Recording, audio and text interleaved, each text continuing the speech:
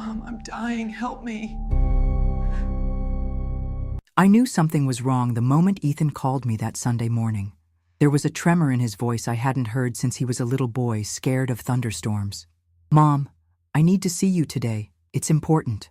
No small talk. No asking about my gardening or the book club I'd mentioned last week. Just urgency. At 67, I'd learned to trust my instincts. 42 years of motherhood and 35 years as a nurse at Naples Community Hospital had taught me to recognize when something wasn't right. But nothing could have prepared me for what my son was about to tell me. I set my coffee mug down on the lanai table, the Florida morning sun already warming my skin through the screened enclosure. My condo overlooked the peaceful waters of Venetian Bay, a retirement dream my late husband Richard and I had worked our entire lives to afford. We'd planned to grow old together here, but a sudden heart attack took him 12 years ago. "I'll make lunch," I told Ethan, trying to keep my voice steady. "Come at noon." I spent the morning cleaning my already spotless condo and preparing Ethan's favorite grouper sandwich, a pointless gesture of motherly comfort that I would soon regret. When the doorbell rang, I opened it to find my son looking gaunt, his usually tanned face pale against his dark blue polo shirt. "Mom," he said, stepping inside and embracing me tightly, too tightly. "I've got something to tell you." We sat at my small dining table, the food untouched between us. Ethan's hands trembled as he spoke the words that would change everything. "I have cancer, Mom. Stage 3 lymphoma." The world seemed to stop. I delivered this news to countless families during my nursing career, but hearing it about my only child was different. The air in my lungs turned to concrete. "The doctors say I need to start treatment right away," he continued, his eyes welling with tears. "They're giving me a 50-50 chance." My nurse's brain kicked in, asking questions about oncologists, treatment plans, and second opinions. Ethan had answers for everything. Dr. Vasquez at Naples Oncology Center, a combination of chemotherapy and immunotherapy, a specialist consultation already scheduled in Miami. "The problem is," he hesitated, looking down at his hands, "my insurance won't cover most of it. The experimental treatment they recommend isn't approved yet." There it was. I knew my son was in financial trouble. His divorce from his ex-wife 3 years ago had left him struggling, despite his job selling luxury condos to wealthy retirees. But I hadn't realized how bad things were. "How much?" I asked, my voice surprisingly calm. "About 200,000 when it's all said and done." I didn't hesitate. "I'll sell the condo." "Mom, no," he protested, but I cut him off. "This place is too big for me anyway. I can move into something smaller." The condo was worth nearly $1 million in Naples's inflated market. "We're going to beat this." Ethan broke down then, sobbing like I hadn't seen since he was a teenager. I held my son, stroking his hair, making promises I intended to keep. I would do anything to save him. Anything. Within weeks, I had listed my condo and moved into a small rental apartment closer to Ethan's house in Royal Harbor. The sale netted me $875,000, most of which I transferred to a separate account for Ethan's medical expenses. My retirement funds would cover my living expenses, I calculated. It would be tight, but manageable. Meanwhile, Ethan's condition appeared to worsen. He lost weight, and sometimes arrived at my apartment looking exhausted, telling me about the grueling chemo sessions. He'd shaved his head preemptively, which broke my heart. His thick, dark hair had always been his pride. "You don't have to come to the treatments," he told me when I offered. "It's depressing, and Dr. Vasquez says too many people in the room complicate things." I was hurt but understood. Some patients need privacy during their most vulnerable moments. Instead, I cooked meals for him, researched alternative therapies, and joined an online support group for cancer caregivers. Ethan's friends rallied around him too. His coworker Jessica set up a GoFundMe page that raised over $50,000 in just 3 weeks.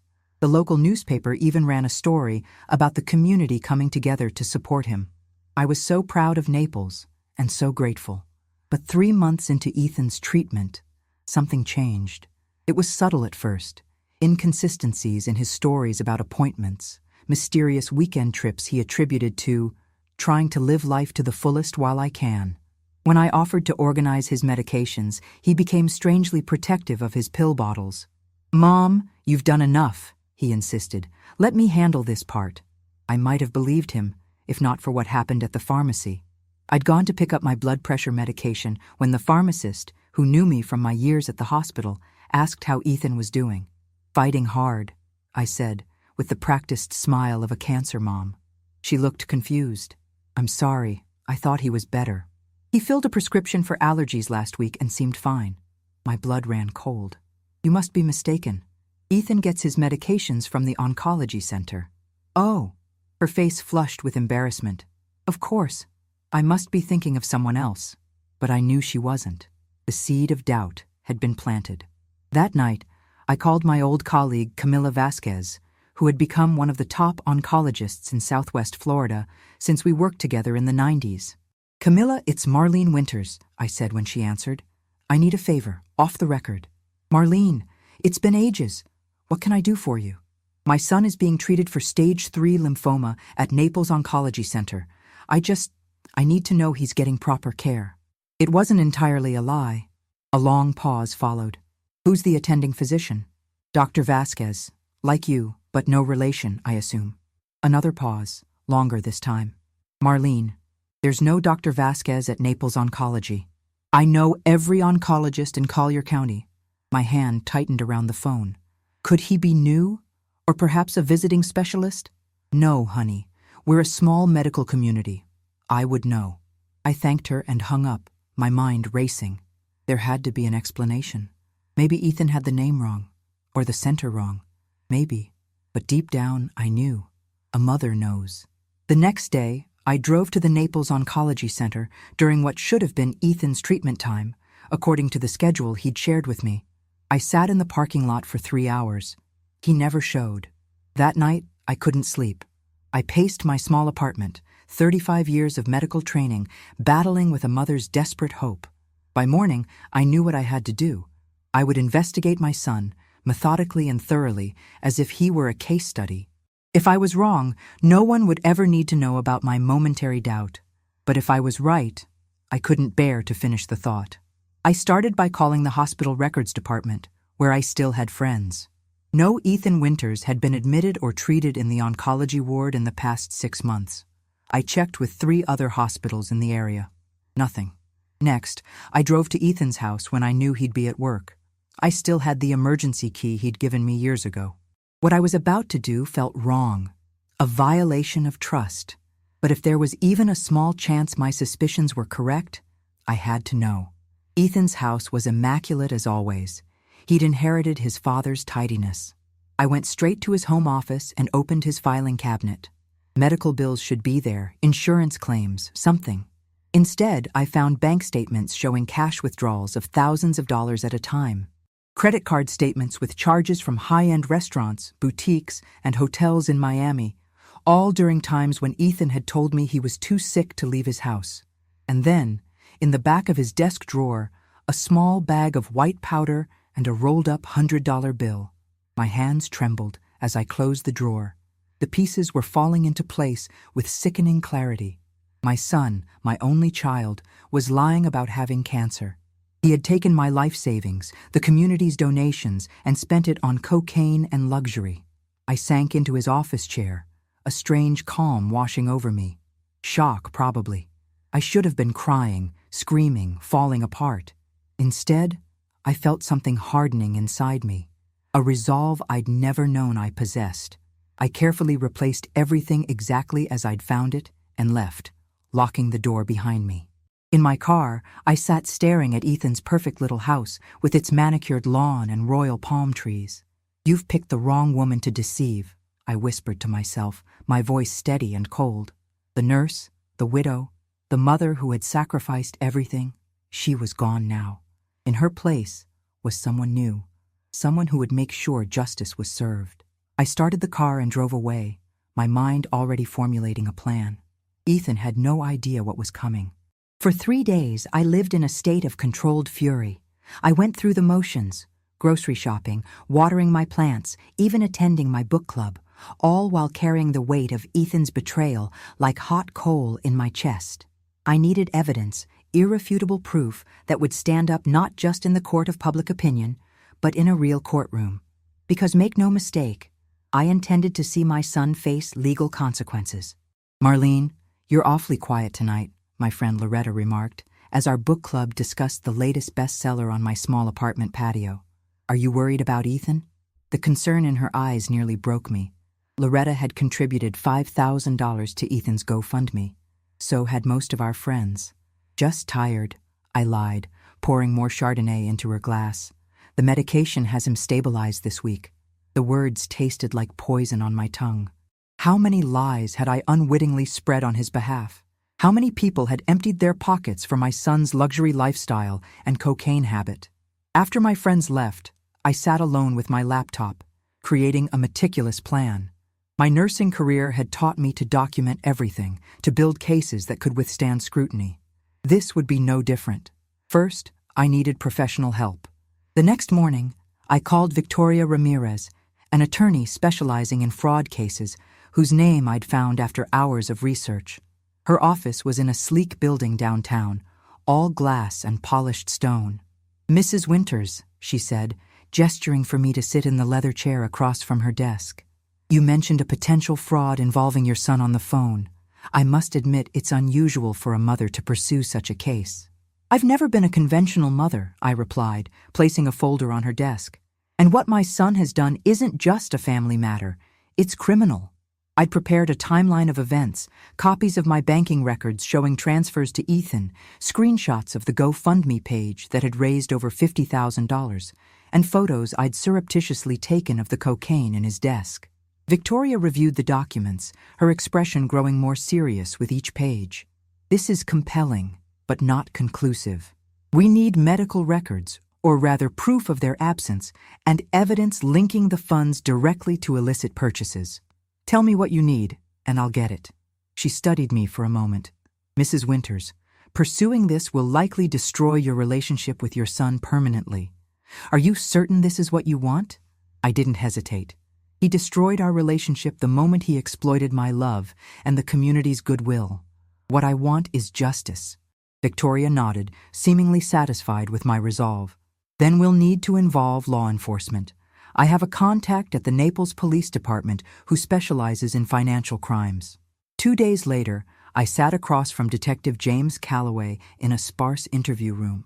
His salt-and-pepper hair and weathered face suggested he'd seen plenty of family betrayals in his career, but even he seemed taken aback by my story. "Most fraud victims aren't this methodical," he remarked after I'd outlined everything, "especially when it involves family." "I spent 35 years documenting patient conditions and treatments," I told him. "Old habits die hard." Detective Calloway explained that building a case would take time. They would need subpoenas for bank records, search warrants, and interviews with medical facilities to confirm the absence of treatment. "In the meantime," he advised, "act normally. If Ethan suspects you're onto him, he might destroy evidence or flee." Acting normally meant continuing to play the role of devoted mother to a son battling cancer. It meant listening to Ethan's elaborate lies about non-existent treatments and side effects. It meant watching him shave his head again to maintain the charade, even as my heart hardened further with each deception. The worst moment came when Ethan invited me to dinner at his house to celebrate some good news. He'd prepared grilled salmon and asparagus and opened an expensive bottle of wine. "Dr. Vasquez says the treatment is working," he announced, raising his glass in a toast. "The tumors are shrinking." I clinked my glass against his, smiling. "That's wonderful, sweetheart. You've been so brave." "I couldn't have done it without you, Mom," he said, reaching across the table to squeeze my hand. "Selling your condo, moving to this tiny apartment. I'll make it up to you when this is all over, I promise." I studied my son's face as he spoke. The earnest eyes, the grateful smile, all part of a performance so convincing it had fooled everyone. Everyone except me. "There's no need," I assured him. "Your health is all that matters." Later that night, alone in my apartment, I vomited until there was nothing left but bile.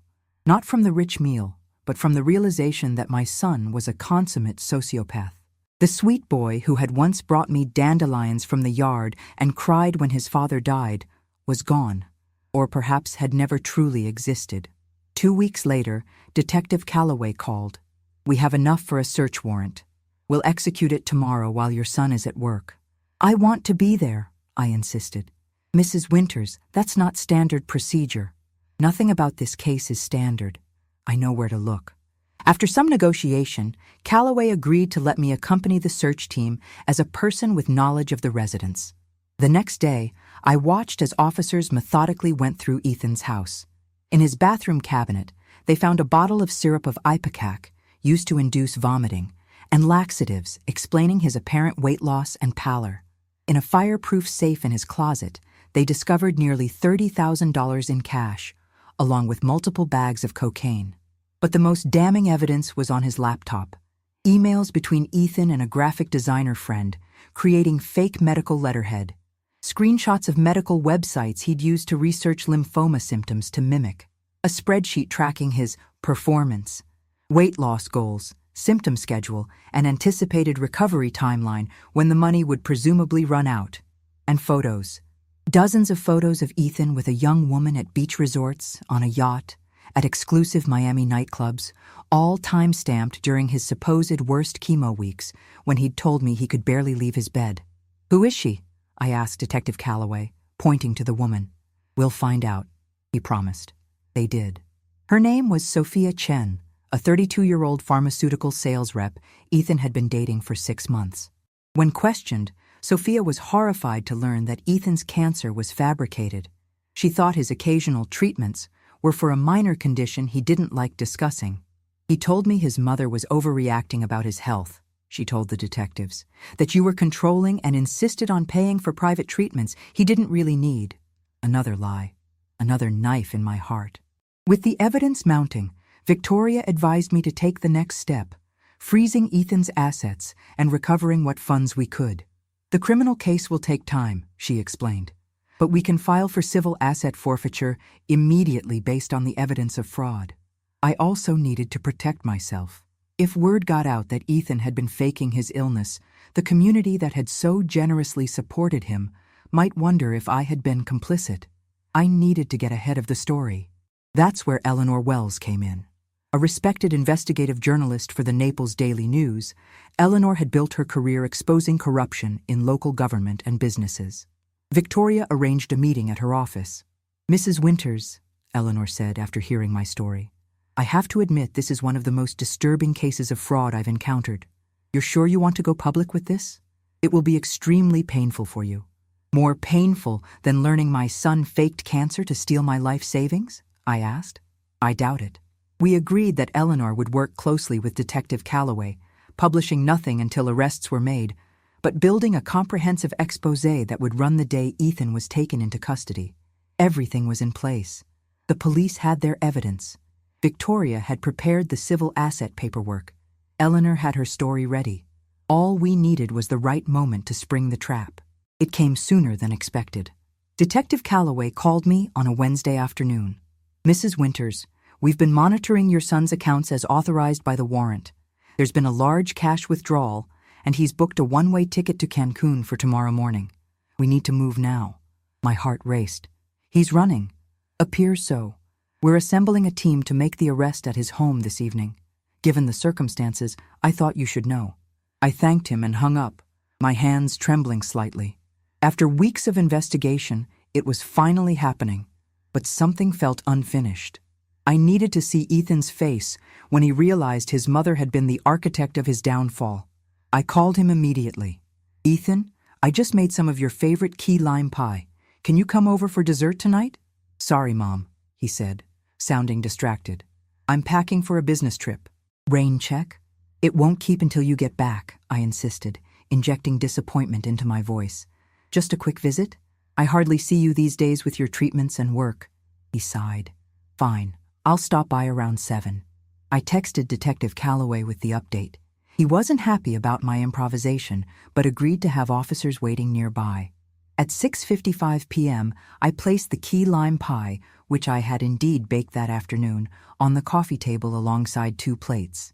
At exactly 7, Ethan knocked on my door. He looked healthier than he had in months, having apparently abandoned the pretense of illness now that he was planning to flee. His cheeks had color, and he'd even let his hair start growing back, a light stubble across his scalp.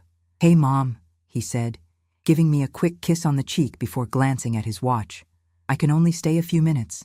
That's all we'll need, I replied, gesturing for him to sit. Instead of joining him on the couch, I remained standing, something cold and resolute in my posture. Ethan noticed immediately. Is everything okay? No, Ethan. Everything is not okay. I reached into my pocket and removed the small bag of cocaine I'd photographed in his desk drawer weeks earlier. I'd asked Detective Calloway to let me keep it as evidence. Would you like to explain this? The color drained from his face. Where did you... Your desk drawer. Along with bank statements showing where my money really went. And your friend Dr. Vasquez? She doesn't exist. For a moment, Ethan seemed frozen. Then his expression shifted, a calculating look replacing the shock. Mom, I can explain. Save it for the police, I cut him off. They're on their way now. He stood abruptly, knocking over a glass on the coffee table. You called the cops on me? Your own son? My son would never steal from his mother, I said, my voice steady despite the storm inside me. My son would never fake a life-threatening illness for money. I don't know who you are anymore, Ethan. He lunged for the door, but as he yanked it open, 2 police officers stood waiting in the hallway, Detective Calloway behind them. Ethan Winters, one officer announced. You're under arrest for fraud, theft by deception, possession of controlled substances. As they recited the charges, Ethan looked back at me with pure hatred in his eyes. You'll regret this, he spat. Your own flesh and blood. I met his gaze without flinching. I already regret every sacrifice I ever made for you. They led him away in handcuffs, and I closed the door on the sound of his protests echoing down the hallway. I returned to the couch and cut myself a slice of key lime pie, my hands perfectly steady as I lifted the first bite to my lips. The trap had sprung. But this was only the beginning of Ethan's reckoning, and my rebirth. The morning after Ethan's arrest, I woke to my phone buzzing incessantly. Eleanor's exposé had hit the Naples Daily News with the headline, Local Man Fakes Cancer, Defrauds Mother and Community of Thousands. Accompanying the article was a photo of Ethan being led away in handcuffs, and another of me standing resolute on my apartment balcony, a picture Eleanor had taken days earlier in preparation. The story was spreading like wildfire. Local TV stations were requesting interviews. Ethan's GoFundMe donors were expressing outrage in the comments section. My book club friends were calling and texting, their messages a mix of shock and sympathy. I ignored them all and made myself a cup of coffee. There would be time for statements and appearances, but first, I needed to see Victoria about the next phase of my plan. The prosecutor is charging him with multiple felonies, Victoria confirmed when I arrived at her office. Fraud, grand theft, possession of controlled substances. With the evidence we've collected, he's looking at significant prison time. And my money? I asked, because practicality had become my armor. We've already frozen his accounts. The judge granted our emergency petition based on the clear evidence of fraud. We've recovered about $400,000 so far, less than half of what I'd given him. But it was something. The rest had gone up Ethan's nose or been spent on luxuries I'd never see. What about the house? I asked. Ethan's Royal Harbor home was worth well over $1 million. That's more complicated, Victoria admitted. It's in his name, but he had a legitimate mortgage before all this started. We're arguing that recent payments came from fraudulently obtained funds, which gives us leverage. The court has placed a lien preventing him from selling. I nodded. And the GoFundMe money? The company has frozen the account. They'll cooperate fully with restitution orders. It was all proceeding exactly as I'd planned, and yet I felt hollow. Not regretful, never that, but empty, as if I'd poured everything into this revenge and now had nothing left. Victoria seemed to sense my mood. Marlene, you've done something extraordinary. Most victims of fraud, especially familial fraud, never see justice. You should be proud. I'll be proud when it's finished, I replied. The next week passed in a blur of legal meetings, police interviews, and carefully controlled press interactions.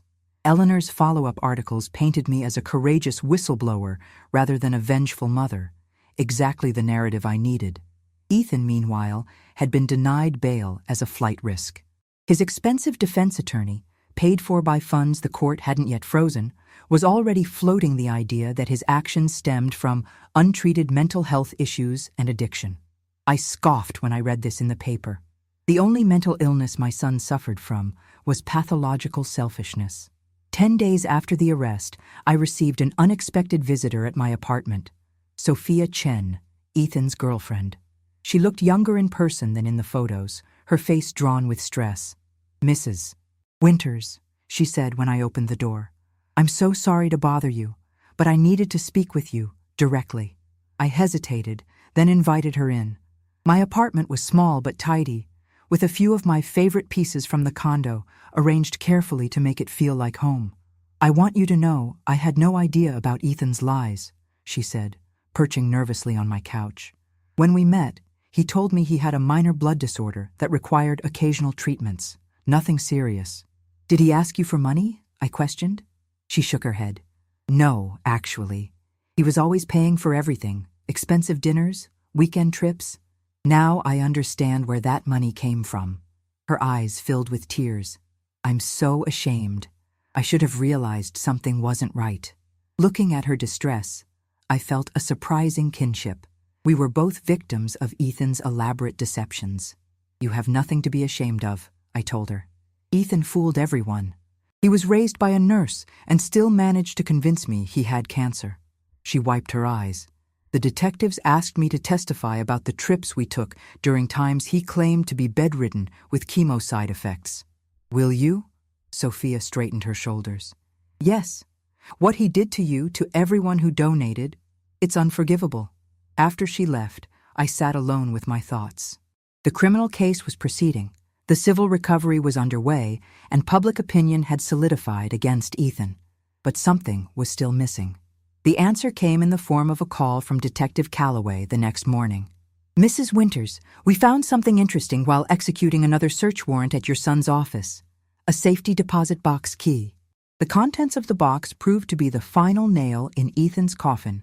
$120,000 in cash, fake IDs under 2 different names, and documents for offshore accounts in the Cayman Islands. It was clear he'd been planning his escape for months. With this new evidence, even Ethan's slick attorney couldn't spin a sympathetic narrative. The prosecutor offered a plea deal: 10 years in prison, full restitution, and no possibility of early release. To my surprise, Ethan rejected it. He wanted a trial. One last narcissistic performance. "He thinks he can charm a jury," Victoria explained during our next meeting. "Men like your son often believe they're smarter than everyone else." "He's not," I said simply. The trial date was set for 3 months later. In the meantime, I had decisions to make about my future. The partial recovery of my funds had given me options, but not enough to buy back my condo or fully restore my retirement. Loretta suggested I move into her condo building, where a smaller unit was available. "We could be neighbors," she said over lunch at her place. "The community here has been so supportive since the news broke." It was tempting.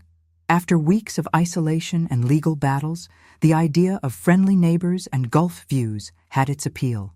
But something held me back. "I need a complete change," I realized aloud.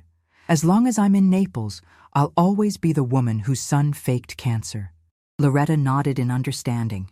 "Where would you go?" The answer came to me with surprising clarity. "Savannah. I visited once with Richard years ago. We always talked about retiring there instead of Florida, but his job kept us here." "Georgia," Loretta mused. "It suits you somehow, all that history and resilience." I smiled, feeling lighter than I had in months. "I'll wait until after the trial, then make a fresh start." The trial itself was a 3-day spectacle that dominated local news. I testified on the first day, recounting every detail of Ethan's deception with clinical precision. I never once looked at him sitting at the defense table, though I could feel his eyes on me throughout. Sophia testified next, followed by medical professionals confirming Ethan had never received cancer treatment. Detective Calloway presented the physical evidence, including the damning contents of the safety deposit box.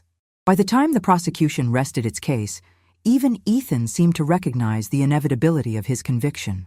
The jury deliberated for less than 2 hours before returning with a guilty verdict on all counts. The judge, a stern woman in her 60s, did not hide her disgust during sentencing.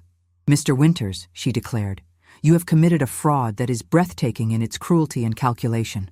You exploited your mother's love, the community's compassion, and the sympathy reserved for those truly suffering from a terrible disease. In my 20 years on the bench, I have rarely seen such calculated depravity.